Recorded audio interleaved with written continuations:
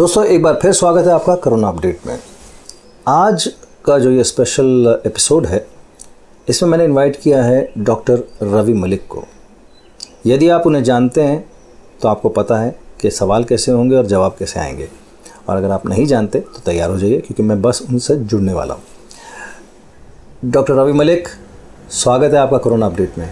Doctor Ravi, मैं आपसे ये पूछना चाह रहा था कि कोविड-19 की लड़ाई में दो कंट्रीज़ के नाम, अब मैं इंडिया की बात नहीं कर रहा हूँ, दो अलग कंट्रीज़ के नाम उभर के आए हैं। एक है स्वीडन, एक है साउथ कोरिया।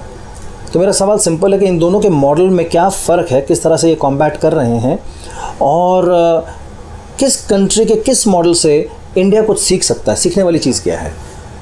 देखिए, हर देश ने अपनी डेमोग्राफी के हिसाब से, अपनी इकोनॉमिक स्ट्रेंथ के हिसाब से, अपनी हेल्थ केयर की अवेलेबिलिटी के हिसाब से, अपने क्लाइमेट के हिसाब से हर देश ने कोविड की अलग अलग स्ट्रेटजीज बनाई हैं। कौन सी स्ट्रेटजी किस में कारगर हुई, ये तो जब हम थोड़ा आगे बढ़ने के बाद में डॉट्स को कनेक्ट करेंगे तो हमें पता चलेगा किसकी स्ट्रेटजी ठीक रही, लेकिन हर देश की अपनी स्ट्रेटजी थी। अगर हम बात करें स्वीडन की, तो स्वीडन की स्ट्रेटजी भी बड़ी विचित्र थी। स्वीडन की स्ट्रेटजी में उन्होंने gym, clubs, schools, community places को बंद नहीं किया, सिर्फ उन्होंने फोकस किया सोशल डिस्टेंसिंग के ऊपर, और उन्होंने अपने वृद्ध अवस्था वाले जो लोग हैं उनको काफी ज्यादा प्रोटेक्शन दी, जिनमें की मोर्टेलिटी रेट काफी ज्यादा था। इस तरह से स्वीडन ने इस बीमारी के ऊपर कंट्रोल पाया है। अगर हम साउथ कोरिया की बात करें तो उन्होंने डिफरेंट टाइप की स्ट्रेटजी इस्तेमाल की है। सबसे इंपॉर्टेंट चीज उन्होंने ये की, जैसे ही पेंडेमिक हुआ उन्होंने एक हाई पावर्ड मीटिंग कर ली। ज्ञात रहे कि कोरिया और चाइना एक टाइम पे वर्स्ट अफेक्टेड थे, और चाइना इस त्रासदी से निकल गया अपनी स्ट्रेटजी की वजह से। कोरिया से हमारे को 4 चीजें सीखनी चाहिए। नंबर 1, जैसे ही पेंडेमिक हुआ उन्होंने एकदम से पैनिक बटन को ऑन किया और इमीडिएटली हाई पावर्ड मिनिस्टर्स की मीटिंग हुई। दूसरा, उन्होंने इमीडिएटली टेस्टिंग शुरू कर दी। कोरिया ने पर यूनिट पॉपुलेशन में मैक्सिमम टेस्टिंग की है इस पूरे दुनिया में, पूरे विश्व में। उन्होंने फटाफट से टेस्टिंग शुरू कर दी। जो भी पॉजिटिव केस था, जो रैंडम केसेस थे, जो भी पॉजिटिव केसेस के कांटेक्ट में था, फटाफट टेस्ट करके उन्होंने ये ज्ञात कर लिया उनके देश में कौन कौन व्यक्ति कोरोना से ग्रसित है।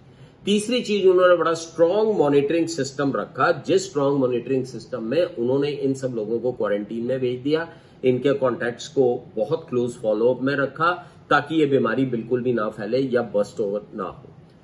चौथी चीज जो इनसे सीखने की और बड़ी अच्छी ये है कि इन्होंने प्रिवेंशन के ऊपर बहुत ज्यादा ध्यान दिया।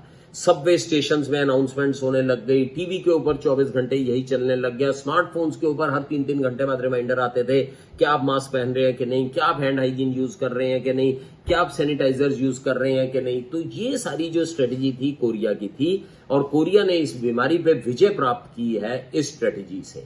स्वीडन और कोरिया दोनों ही ये मानते हैं कि आने वाले समय में हमें ऑब्जर्व करना बड़ा जरूरी है कि किस वजह से ये बीमारी दोबारा आती है या क्या होता है, लेकिन हाँ, अभी तक का अगर आंकड़ा ले तो उन्होंने अपनी बीमारी को कंट्रोल में कर लिया है। डॉक्टर रवि, इस वक्त बहुत सारे ऑप्शंस और बहुत सारी रिसर्चेस चल रही हैं ये ट्रीटमेंट ऑप्शंस को लेके। ऐसे में विटामिन सी और विटामिन डी, कुछ रिसर्चेस में उनका जो रोल है वो बहुत ही इम्पोर्टेंट है। तो मैं आपसे ये पूछ रहा हूँ कि विटामिन सी और विटामिन डी ये कोविड-19 से बचने में या उसके ट्रीटमेंट में कैसे हेल्प कर सकता है? विटामिन सी और डी हमारी इम्यून सिस्टम्स को बढ़ाते हैं। सी जो है हमारे इम्यून सेल्स को बढ़ाता है, डी जो है वो हमारे इम्यून सेल्स के रिसेप्टर्स के ऊपर काम करता है। तो हमारी इम्यूनिटी को विटामिन सी और डी दोनों बढ़ाते हैं और हमारे शरीर के लिए बहुत जरूरी है। विटामिन सी जो है वो सिट्रस फ्रूट्स में होता है, खट्टे फलों में होता है, सिट्रस फ्रूट्स के अंदर होता है।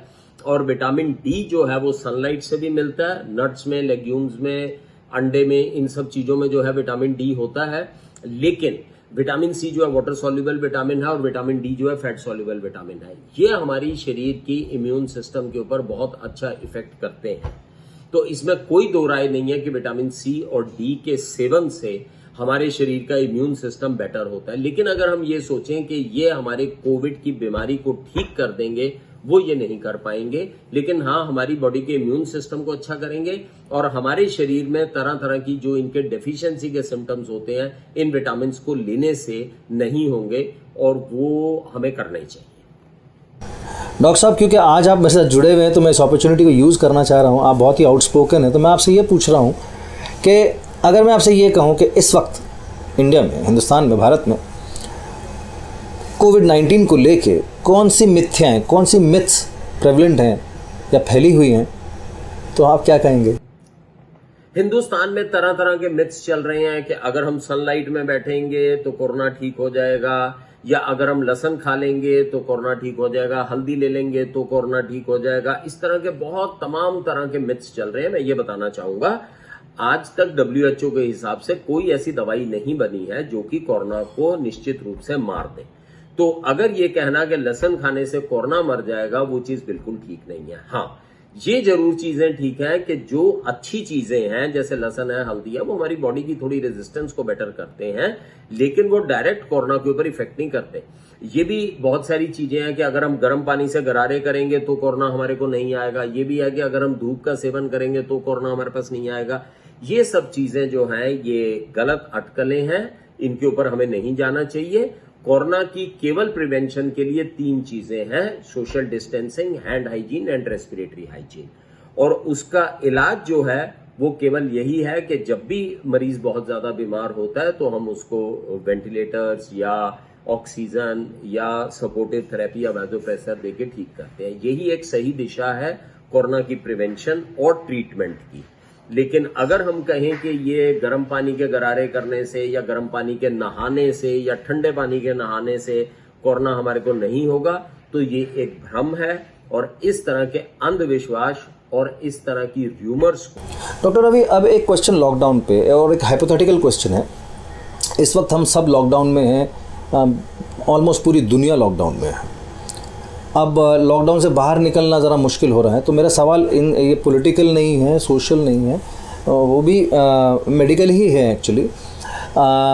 Let's put it this way कि अगर हमने ये पहले 21 दिन का लॉकडाउन था, उससे फिर वो 40 दिन का हो गया। मैं ऐसा कह रहा हूँ हाइपोथेटिकल, इसलिए मैंने कहा था कि अगर 4 महीना हम लॉकडाउन को और एक्सटेंड कर देते हैं और तरीके से करते हैं, तो क्या 4 महीने बाद हम ये समझ सकते हैं कि हमें अब कोविड-19 से डरने की कोई ज़रूरत नहीं है? अब सवाल आता है कि अगर हम लॉकडाउन को 4 महीने तक और एक्सटेंड कर दें तो क्या हम कोविड से निजात पा सकते हैं?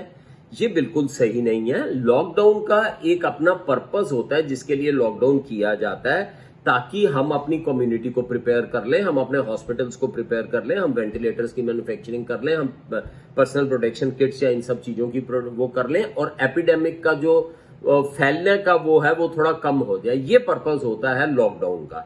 जब लॉकडाउन का पर्पस सर्व हो जाता है तो ग्रेडेड वे में लॉकडाउन खोला जा सकता है या वैसे खोला जा सकता है। अगर हम केवल ब्लाइंडली 4 महीने लॉकडाउन कर दें और बाकी एक्टिविटीज को बंद कर दें, जैसे टेस्टिंग है, ट्रेसिंग है, आइसोलेशन है, ये सब है, तो कोविड खत्म होने वाला नहीं है। तो बेस्ट चीज इसमें यही रहती है कि लॉकडाउन को फाइन ट्यून करके हमारे को देखना चाहिए कि लॉकडाउन जो है वो हमारे को हर 2 हफ्ते बाद, 3 हफ्ते बाद सिचुएशन को देखने के बाद में, डाटा को देखने के बाद में फिर हमारे को डिसीजन लेना चाहिए कि लॉकडाउन बंद करें या वो करें। इसके ऊपर हमारी बिल्कुल एक पैनी नजर होनी चाहिए और उसके हिसाब से लॉकडाउन को एक्सटेंड या कमती बढ़ती किया जा सकता है। ऐसे नहीं कि हम ब्लाइंडली उसको 4 महीने के लिए बंद कर दें। लॉकडाउन करने से हमारी इकोनॉमी के ऊपर भी बहुत ज्यादा असर पड़ता है, तो वो चीज हमें नहीं करनी चाहिए। डॉक्टर रवि, मैं आपसे ये पूछना चाह रहा हूँ कि जब हम स्टैटिस्टिक्स को देखते हैं वर्ल्ड ओवर, कोविड-19 की बात कर रहा हूँ, तो उसमें जो बच्चों में जो प्रेवलेंस है कोविड-19 का वो ज़रा कम दिखता है। तो सवाल मेरा ये था कि क्या ये सही है, और अगर सही है तो ऐसा क्यों है? हर बीमारी का एक एज ग्रुप डिफाइंड होता है कि वो जनरली इस एज ग्रुप में होगी, है ना। जैसे रूमेटिक फीवर है वो 5 से 15 साल में होगी, मीजल्स है वो 5 साल से नीचे ही बच्चों में होगी, उसके ऊपर नहीं होगी। तो हर बीमारी का एक अपना स्पेसिफाइड पीरियड होता है कि वो किस एज ग्रुप में वो इफेक्ट करने वाली है। अब अगर हम बात करें कोविड की, तो 98% केसेस जो अभी तक हुए हैं वो एडल्ट्स में हो, या बच्चों में केवल 2% केस हुए हैं। तो इसका मतलब बच्चों में काफी कम हो रहा है। लेकिन आने वाले समय में ये कैसे अनफोल्ड होती हैं चीजें, वो हमें देखना पड़ेगा। हो सकता है बच्चों में टेस्ट कम हुए हो सकता है बच्चों में एसिम्प्टोमेटिक केसेस ज्यादा हो, लेकिन अभी तक के आंकड़े ये बताते हैं कि बच्चे इम्यून नहीं है इस बीमारी से। बच्चों को हो सकती है और बच्चों में कॉम्प्लिकेशंस भी हो सकती हैं, लेकिन बच्चों में होने की दर जो है काफी कम है एज कंपेयर टू एडल्ट्स। तो हर बीमारी जो है वो अपने हिसाब से करती है। वैसे बच्चों में जनरली जो बाकी रेस्पिरेटरी वायरसेस हैं, चाहे वो रेस्पिरेटरी सिंचिटियल वायरस है, इन्फ्लुएंजा है, पैरा इन्फ्लुएंजा, एडिनो है, इनकी होने की संभावना बहुत ज्यादा होती है बड़ों के मुकाबले में। लेकिन कोविड का जो है वो थोड़ा सा अभी तक का हल्का सा प्रोटेक्टिव इफेक्ट देखा गया बच्चों के अंदर, लेकिन इसका मतलब ये नहीं है कि बच्चों में होगी नहीं, और बच्चों में अगर होती है तो कॉम्प्लिकेशन होकर मौत नहीं हो सकती। हाँ, उसकी दर कम है। डॉक्टर साहब, जैसा आपने स्वीडन का बताया, ऐसे नेदरलैंड्स ने भी वही मॉडल अपनाया था, और इनिशियली बिगिनिंग में यूके ने भी ये मॉडल अपनाया था, बट लेकिन ये घबरा के उन्होंने एक 180 डिग्री का चेंज किया और वो भी लॉकडाउन में चले गए। और जिस चीज़ को वो अचीव करना चाह रहे थे उसे वो कह रहे थे हर्ड इम्यूनिटी। तो मैं आपसे ये पूछना चाहता हूँ कि ये जो हर्ड इम्यूनिटी, ये जो टर्म है हर्ड इम्यूनिटी, इसका कॉन्सेप्ट क्या है? क्या हमारी कम्युनिटी में, हमारे लोगों के अंदर इम्यूनिटी कितनी है? हर्ड इम्यूनिटी जो है वो एक पूरे राष्ट्र की या पूरी स्टेट की या पूरी डिस्ट्रिक्ट की इम्यूनिटी होती है कि सपोजिंगली हमारे देश के अंदर 100 व्यक्ति हैं तो उनमें से कितने लोग जो हैं से चिकन पॉक्स के लिए इम्यून हैं। तो हर्ड इम्यूनिटी एक कम्युनिटी की इम्यूनिटी होती है, दो तरह से बिल्डअप होती है। या तो जिसको बीमारी हो जाए उसको लाइफ लॉन्ग इम्यूनिटी हो जाती है कुछ डिजीजेस में, या हम उसको वैक्सीन दे दें। अब हमारी कंट्री में हर्ड इम्यूनिटी बाकी बीमारियों की बहुत ज्यादा है, चाहे वो डिप्थीरिया है, चाहे वो पर्टिसिस है, चाहे वो पोलियो है, चाहे वो चिकन पॉक्स है, चाहे वो मीजल्स है। इन सब की हर्ड इम्यूनिटी हमारी कंट्री में बहुत ज्यादा है क्योंकि हमने इन सबको वैक्सीनेशन दे रखी है। तो किसी भी बीमारी का हमारे देश के अंदर फैलना डिपेंड करता है उसकी हर्ड इम्यूनिटी कितनी है।